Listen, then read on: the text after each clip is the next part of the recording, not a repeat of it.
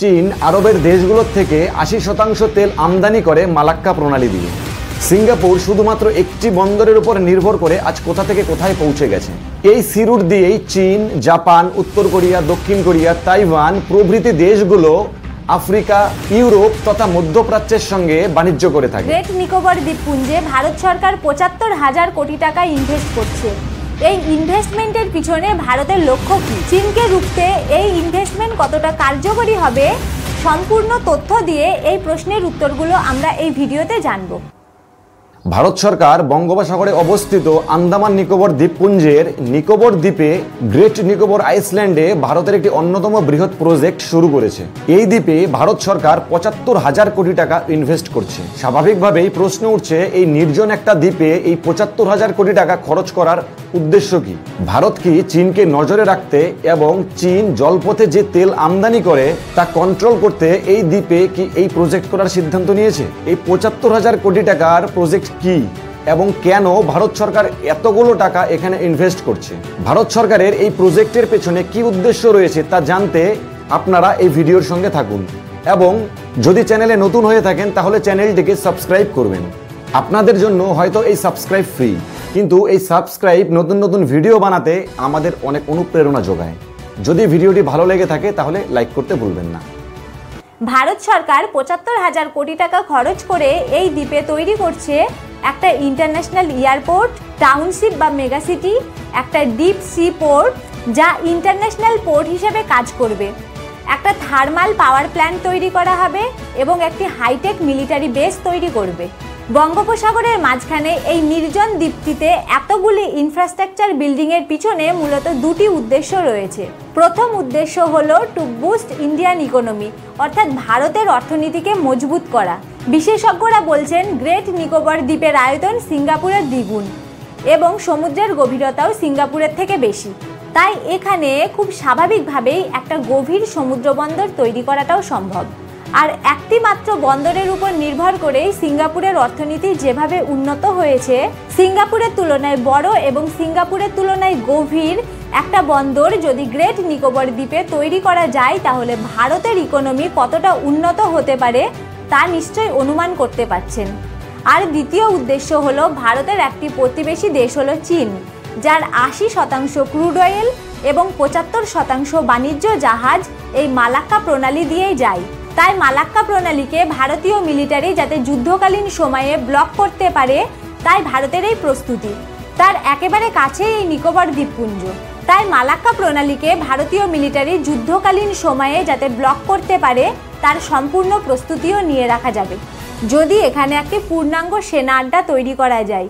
অর্থাৎ আগামী দিনে অরুণাচল প্রদেশ সীমান্তে ডোকলামে বা গালোয়ানে চীনা সেনা যদি বাড়াবাড়ি শুরু করে তাহলে ভারতীয় সেনা মালাক্কা প্রণালীতে কি করতে পারে সেটা জানিয়ে রাখা, সেটা বলেই চীনের উপর চাপ তৈরি করে রাখা, এটাই আমাদের দ্বিতীয় উদ্দেশ্য এই দ্বীপে এত বড় ইনভেস্টমেন্টের। এই আন্দামান নিকোবর দ্বীপপুঞ্জ হলো বঙ্গোপসাগরে অবস্থিত ৮৩৬টা দ্বীপের সমষ্টি। যদিও এই ৮৩৬টা দ্বীপের মধ্যে মাত্র ৩৮টা দ্বীপে ৪ থেকে ৪.৫ লক্ষ লোক এখানে বাস করে। এই আন্দামান নিকোবর দ্বীপপুঞ্জকে দুটি ভাগে ভাগ করা হয়েছে। একটি হলো আন্দামান গ্রুপ অফ আইল্যান্ড অর্থাৎ আন্দামান দ্বীপপুঞ্জ এবং অন্যটি হলো নিকোবর গ্রুপ অফ আইল্যান্ড অর্থাৎ নিকোবর দ্বীপপুঞ্জ। মালাক্কা প্রণালী যাকে বলা হয় ওয়ার্ল্ড সেকেন্ড বিজিয়েস্ট ওয়াটারওয়ে এবং বলা হয় লাইফলাইন অফ এশিয়ান ইকোনমি, যেখান দিয়ে ওয়ার্ল্ড ট্রেডের বাই ভ্যালু 90%, বাই ভলিউম 70% যায়। শুধু তাই নয়, প্রতিদিন দুনিয়ার 85 to 90% ক্রুড অয়েল এই মালাক্কা প্রণালীর মধ্যে দিয়েই পাস হয়।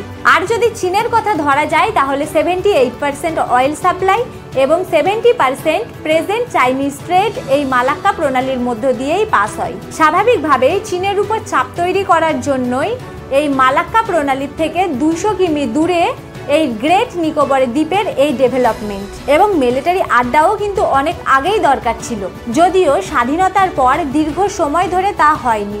এই দ্বীপপুঞ্জটা কিন্তু অবহেলিতই ছিল।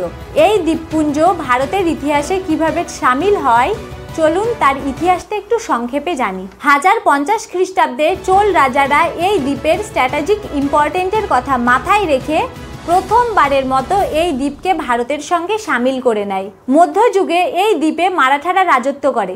1789 খ্রিস্টাব্দে মারাঠাদের হটিয়ে ব্রিটিশরা এই দ্বীপের দখল নিয়ে নেয়। আর দ্বিতীয় বিশ্বযুদ্ধ চলাকালীন এই দ্বীপপুঞ্জ ব্রিটিশদের কাছ থেকে দখল করে নেয় জাপান। যদিও জাপানের দখলের 2 বছরের মধ্যেই এই দ্বীপের গুরুত্ব মাথায় রেখে পুনরায় জাপানের কাছ থেকে ব্রিটিশরা এই দ্বীপ দখল করে নেয় এবং স্বাধীনতার পর পার্মানেন্টলি এই দ্বীপটি ভারতের অন্তর্ভুক্ত হয়ে যায়। এতদিন পর্যন্ত এই দ্বীপটি কিন্তু অবহেলিতই ছিল। অবশেষে এই দ্বীপটিকে নিয়ে দৃষ্টিভঙ্গির পরিবর্তন হলো প্রধানমন্ত্রী নরেন্দ্র দামোদর দাস মোদীর প্রচেষ্টায়। 2015 সালে to make Andaman and Nicobar Indian first maritime hub, government of India announce huge project worth 1 lakh million rupees. অর্থাৎ 2015 সালে একটি ম্যারিটাইম হাব তৈরি করার জন্য ভারত সরকার 10 লক্ষ মিলিয়ন ইন্ডিয়ান রুপি এখানে ইনভেস্ট করে। 2018 সালে পিএম মোদি এই আইসল্যান্ড ভিজিট করার সময় এখানকার কানেক্টিভিটি, এনার্জি এবং ট্যুরিজম বানানোর জন্য কতগুলো প্রজেক্ট লঞ্চ করে।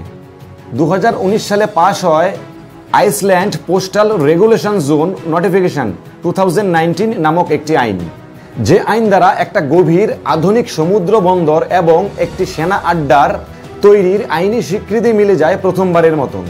এবং 2019 সালে এই বিল পাশ হওয়ার পর একই বছরে ভারত সরকার আন্দামান নিকোবর দ্বীপপুঞ্জে ভারতীয় সেনার প্রজেক্টকে বাস্তবায়িত করার জন্য 5,000 কোটি টাকা বরাদ্দ করে। 2020 সালে চেন্নাই থেকে আন্দামান দ্বীপপুঞ্জ পর্যন্ত আন্ডার ওয়াটার কেবলের কাজ শুরু করে, যার সাহায্যে এই পুরো দ্বীপটিকে হাই স্পিড ইন্টারনেটের মাধ্যমে কানেকশন করা যায়। আমরা জানি যে great Nicobar Iceland is a very near to the east West international shipping corridor. অর্থাৎ এই রোড দিয়েই আফ্রিকা, মিডল ইস্ট, সুয়েজ ক্যানেল, ইন্ডিয়ান ওশিয়ান, চায়না সি, এই সবকটা রুটই কিন্তু কানেক্টেড। আর এই সি রুট দিয়েই কিন্তু ওয়ার্ল্ড ট্রেডের 80% বাণিজ্য হয়। প্রথমত চীন, জাপান, উত্তর কোরিয়া ও দক্ষিণ কোরিয়া, তাইওয়ান এই পথ দিয়েই তাদের 80% বাণিজ্য করে আফ্রিকা ও মধ্যপ্রাচ্যের সঙ্গে। আর এই রুট ধরেই সুয়েজ খাল হয়ে ইউরোপীয় দেশগুলির সঙ্গে এশিয়ার দেশগুলির বাণিজ্য চলে। আর এই রুট ধরেই চীন তার 90% ক্রুড অয়েল আরবের দেশগুলির থেকে নিজেদের দেশে আমদানি করে সমুদ্রপথে। কোনো ন্যাশনাল হাইওয়ের ধারে যেমন হোটেল ব্যবসাটা ভালো চলে, ঠিক তেমনি সমুদ্র পথের ধারে বন্দর ব্যবসাটাও কিন্তু ভালো চলে। সিঙ্গাপুরের মতো এই নিকোবর দ্বীপপুঞ্জটিও গভীর সমুদ্রের ধারে হওয়ায় স্বাভাবিকভাবেই এখানে যদি একটা গভীর সমুদ্র বন্দর তৈরি করা যায়, তাহলে এই ইন্টারন্যাশনাল জাহাজগুলি এখানে এসে দাঁড়াবে এবং যার ফলে ভারত সরকার সেই জাহাজগুলির থেকে অটোমেটিকলি একটা ট্যাক্স পাবে।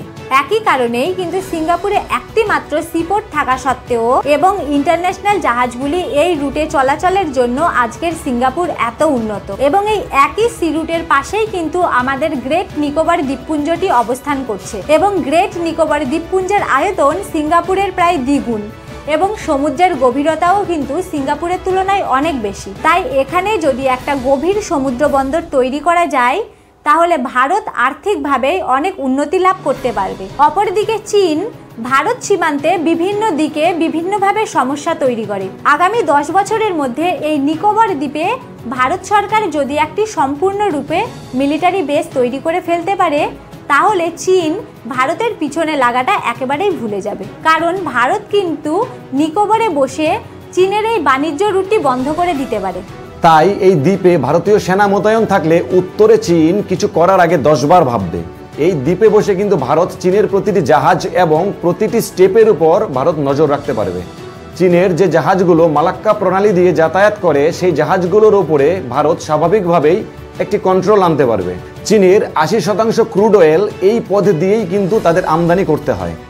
আর ভারত যদি চীনের জন্য এই মালাক্কা প্রণালী বন্ধ করে দেয়, তাহলে কিন্তু চীনের অর্থনীতিতে একটি বিশাল বড় ধস দেখা যাবে। আর তেল ছাড়া কিন্তু চীন এক পাও নড়তে পারবে না।